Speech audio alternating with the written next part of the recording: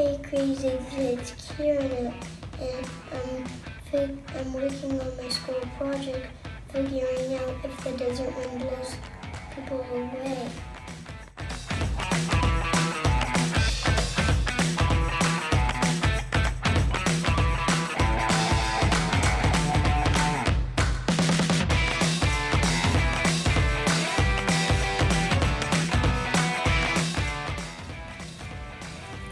Wind is caused by the difference in air pressure.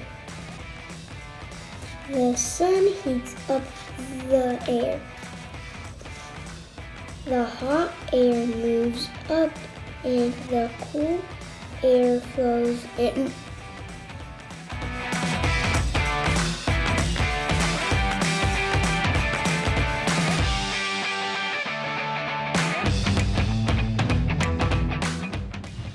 In the desert, the wind picks up loose dirt and sand and causes a haboo like this.